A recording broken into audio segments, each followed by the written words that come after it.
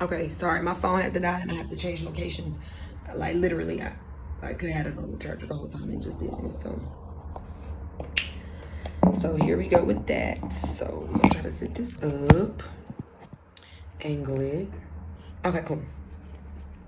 So back to what I was saying. The story, my story, and the whole bob and weave thing. So let me sit up. Oh man, I cannot get it together for no one. I have equipment, y'all. Just don't use it. Don't judge me. I'll be on the go, you know. But okay, so my cousin came in town. My granddaddy had just passed away. He brought his son with him. He, working to take care of my grandma. We in the house, kids, get a ring at the doorbell. It's two little Arabic boys. I never talked to nobody until then. And so, like I said, my grandma stayed on the west side of Detroit, but she stayed like literally, like you could basically say she stayed in Dearborn. Like we stayed at nothing but Arabics around us. My favorite spot was the Dairy Queen. There used to be a Dairy Queen there before they closed it. Anybody know that spot? No West Warren, no Greenfield. You know what I'm talking about. So they ring on the doorbell and they ask me what we got up in our house. And my granddaddy just died. And my granddaddy, well, we ain't gonna get all into that, but I felt some type of way. How you ring somebody doorbell and ask them what they got up in there? So I said, hold on. I went in the back, like, cousin, you got friends? Like, I needed to know. And so he was like, no. I'm like, well, some dudes out here, they ain't asked for him, but I said they asked for him. Cause I'm like, what's up? Like, I'm confused. So when he said, girl, like, he basically was like, I don't know what you're talking about. I went back to the door and proceeded to swing. So that was the first time I had ever gotten in a fight. It was with two boys and they were Arabics and it was in my it was in front of my grandma's house basically. And one person took it too far and almost made me cry. And I wasn't gonna cry because at the end of the day, how you gonna ring my grandma's doorbell and ask me what I got in our house? So I went inside and told my cousin, and my cousin went outside. We all went back outside and then they went to talk about it. Right. So then it was too much talking going on for me, right? Now I'm getting too far off into it, but it's funny when I think about it because I really fought them boys. Like, my cousin made me so mad. How you just gonna keep talking? They was just talking. But I guess it was a God thing.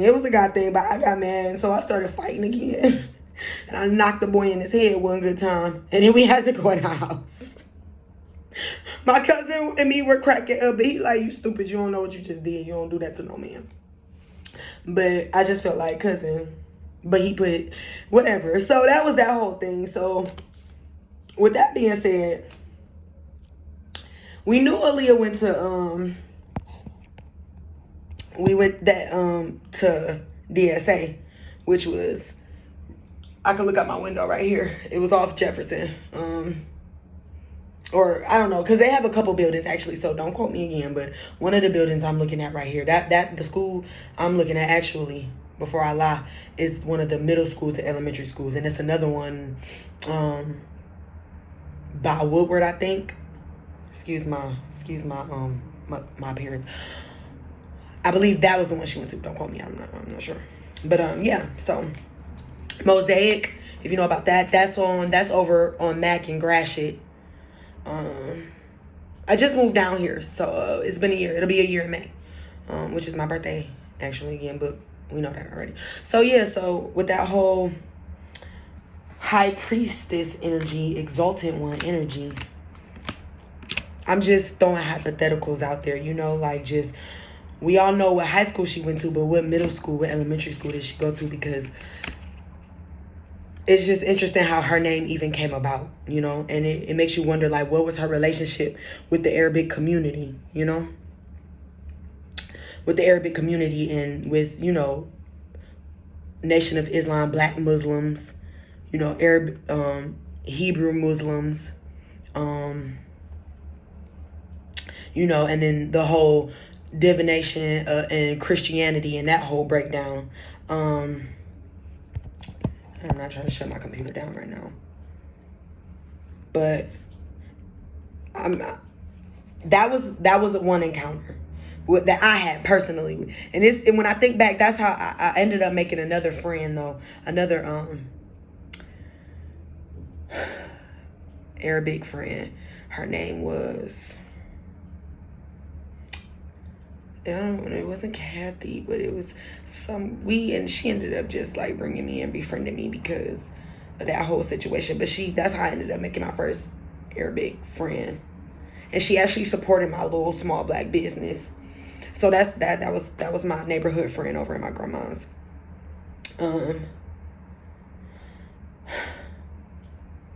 That's when I knew I was an innovator. I like my whole energy of completing cycles and tasks. I had these toys that I had over there for so long, and I had more in my home that I wanted to get rid of too. And I had the idea every time I asked for ice cream truck money, don't nobody got no money. Well, let me sell my toys then and get some money. And she gave me her whole penny jar for my toys. That was love. That was camaraderie. That was coming together. And I'm sorry to them boys I put my hands on, but you don't ask nobody what they got up in their house either. I'm just saying. I'm so sorry. But yeah, so just curious as to what her relationship was like with Arabics or Chaldeans. Because I'm just assuming, I don't know, but if she went to school on the east side and stayed on the west side, she definitely talked to Chaldeans, because I stayed on the west side too, but I stayed on Droy Road, which is closer to Dearborn, which is closer to Dearborn Heights, which is closer to where the community of Arabics live. Hebrew Arabics, if you will. So yeah, I don't think she stayed in the neighborhood I stayed in though, because there are nice like Rosedale Park, that's Finkel area. There are nice areas within the city of Detroit. I stay in Detroit. Let's be clear, but shout out to T Grizzly, exit 9. But yeah, so just curious. That's how much. Now I'm not gonna say pressure, but responsibility she had over her. The responsibility of the music scene was, when it came to Detroit, was on her, and when. She expressed her love through them songs. And, she kind of like missed out on someone she may have loved because of a competitor, if you will. It turned her inwards. It made her look inwards. Which ultimately, we got more music out of it, but it changed her, it altered her. That's when we saw the switch in her appearance though, because like I said, it caused her to look within. But the whole rumor mill and the drama of it all, is still, oh goodness, I'm sorry y'all. It still plagued her emotionally. So that 10 of cups, that emotional fulfillment that she once had, that she got from her family, it started to change her, whether she knew it or not. Get what I'm saying? She started to view things differently. It made her go within. She took a deep dive. She had to go within and find the positives in the negatives. So all of her albums were true to date. It was what she was experiencing. She had to learn how to forgive. She had to understand from other people's perspectives and still, be her. She spoke from her perspective. But yeah, it altered her. It just made her go within. But her appearance changed. We saw that. Someone's ego was being killed because of how she chose to pour into her career. How she chose to jump in front of. I just want to make sure I'm getting all of this right. How she used the Hierophant's energy. I'm not sure which church she go to, so don't ask me. I'm not sure, but thank you to them, because she it's a blessing to be able to sit in front of the Lord and learn. You know, it is. So she used her high priestess energy to jump in front of her career, you know, to help better explain what she was going through. Peep the other signs.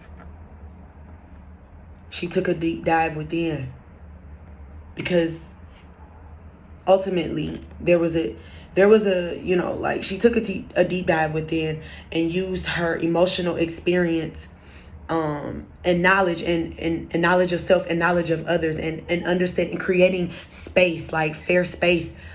You know, she used that to make beautiful music for us, you know, which was starting to cause it was a split, was starting to cause a split between certain friend groups now, and so on and so forth.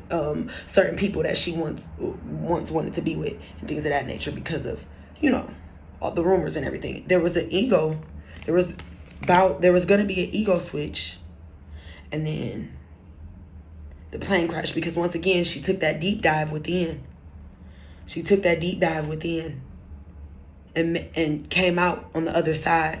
She came out on the other side. But if you pay close attention, that ego was hovering over her. The rumor mill, the gossip mill, that ego was hovering over her. Okay? That ego hovered over her. And it caused all the naysay, the negative say, and people's ideas of what Aaliyah was talking about and what she went through. The ego of it all changed the whole tone of the city, and how we communicated, how family communicated with family, how friends communicated with friends, excuse me, because we all knew what was going on here, but then that plane failed. That plane went down, and that turned into something else. That turned into something else, and we're stuck in this energy, still crying over spilt milk. Whether the city of Detroit wants to acknowledge it or not, we still are.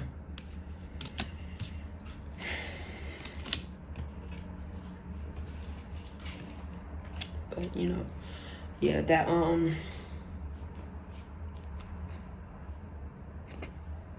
she had to go within. That throughout all the gossip, the one person she liked, she had lost. She had to go within. That's a lot of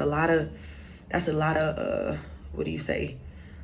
Emotional responsibility to face whatever it is you're going through, and that's what she did.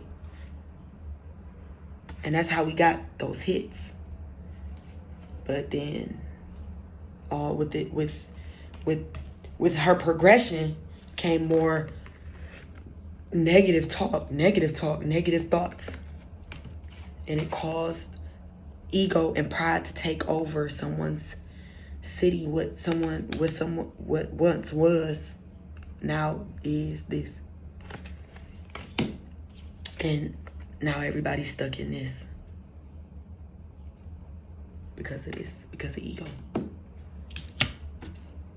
Because of ego. I mean, I was a thick girl growing up myself, and in the back of my mind, that was always a thing, like, you know, would boys like me? But, you know, I had my boyfriends and this, that, and the third, but the older I got with age, the worse it got. I never got a chance to really experience life through Miss Aaliyah's, you know, accomplishments, through her accomplishments. I never got to experience life with her, you know. There is no justice right now. There is none. I had a friend in high school who had, I'm hoping to change the conversation and free her energy and mine, because, you know, I don't like to stay stagnant. I'm always I gotta close things out. I don't like, you know.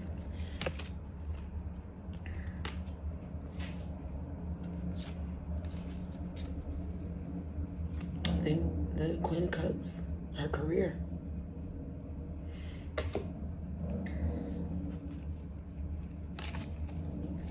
I'm hoping to change some things with this because, I mean, I've had groups of friends belittle me, try to put me in a box. And this is my first time. I never told anyone none of this. I never told anyone any of this. I always kept it under wraps, mainly because of certain other people that I was possibly trying to catch up with. Me and my god sister, we never went to no school together. We never went to a school together.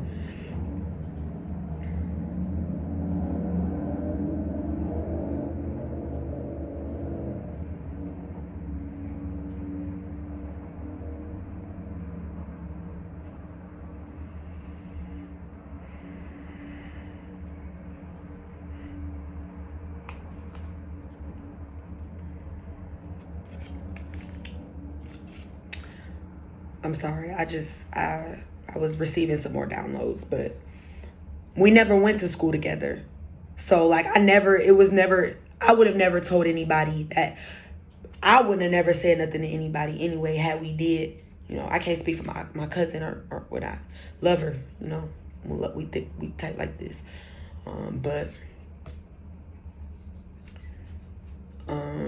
I never said nothing to no one because I still didn't know what to do with all of that information that I had received, you know? Like the older I got and the more time I had spent with one person in particular, I started to realize my fate in all of this. And that's why I reverted back to the church. I tried to revert back to the church. I tried to get my cousin to go to the church. Because we ain't going to make it out of this unless we start facing our own truths. That way we can help the people around us. So we still in this energy. But her truth is going to come out because, you know, we need to know. It'll come out. And I'm not trying to project the time frame when it will. But all I'm saying is, she's still here. She's still strong. She's been gone for some time now. And trust me, I know there needs to be some sort of change because the reoccurrence of things in my life, like I'm living my life again like I'm in high school. And I read books, you know. I like to read books. I like to paint. Even though I haven't traveled, I didn't get that experience to broaden my horizons and things of that nature. Well, I'm not going to say I have not ever traveled because that's not true. But what I'm saying is some things were cut short because of that one friend that I had in high school who was kind of like, she was very passive aggressive. And I just always had mind over matter because, you know, for one, what don't kill you make you stronger. And two, she had told me things about her life and how she treated me when we were in school versus how we were in intimate settings. I was trying to get my other cousin, my cousin to come to church because you never know what people going through. You get it? You never know what people going through.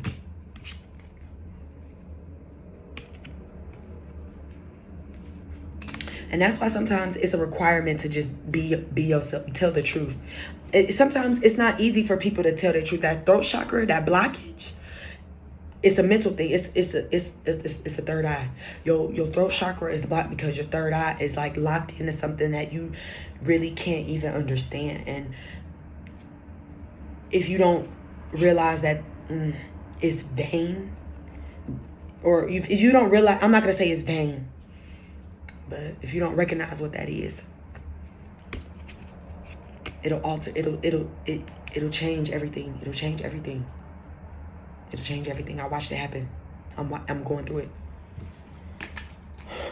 So that was her love story. But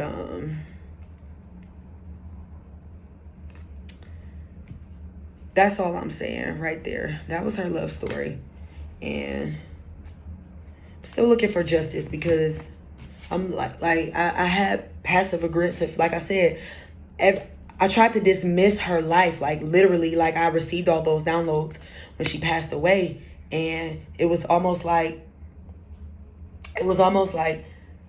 I just thought it was a bad dream. And then I started, the more I called out and then got response, I realized like that this is my life now. This is my life, and I just didn't know what to do with it. You know, like it was just like that. It was just like that.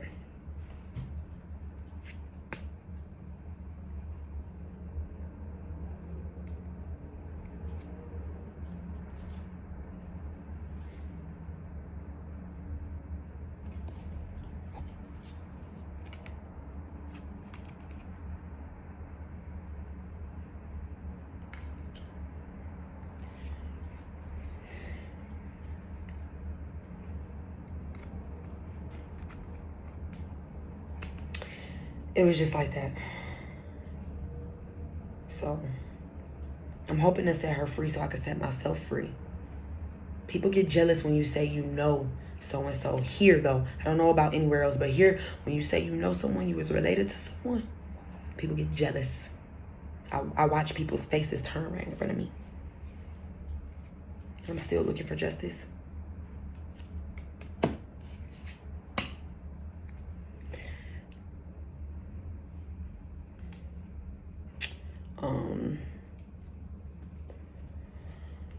Yeah, because when I tell you, with that whole, with her secret lover admirer situation and what groups he was connected to, they did not, genuinely and truly did not respect or love Aaliyah at all.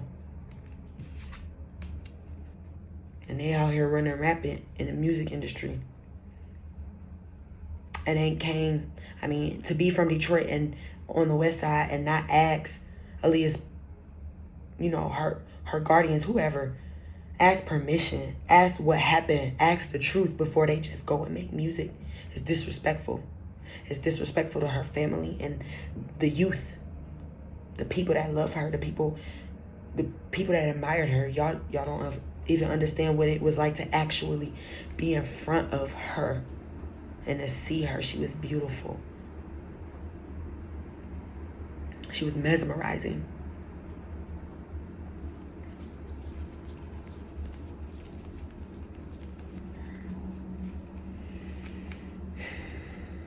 So, even though I'm here, we're going to get somewhere. We're going to get some justice.